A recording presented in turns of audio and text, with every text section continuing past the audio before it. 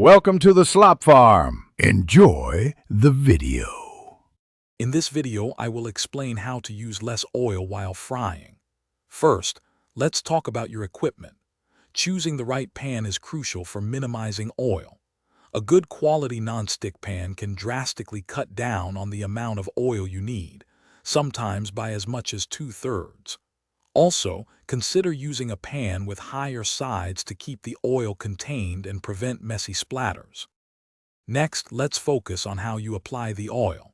Instead of pouring freely, measure your oil precisely. Often, just 1 or 2 tablespoons is plenty for many dishes. For an even, thin coating, try using a spray bottle or a pastry brush. Remember to always preheat your pan and oil to the correct temperature before adding food, ensuring efficient cooking and less oil absorption. Proper food preparation is another key step. Always pat your food thoroughly dry before frying. Excess moisture causes oil to splatter and absorb more readily. Cutting your ingredients into uniform pieces ensures they cook evenly, reducing the need for extra oil or longer cooking times. For even greater oil reduction, explore shallow frying or consider using an air fryer for a virtually oil-free crisp.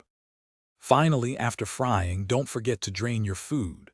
Place it on a wire rack over paper towels or directly on several layers of paper towels to allow excess oil to drip away. You can also gently blot the food with a clean paper towel for even more oil removal.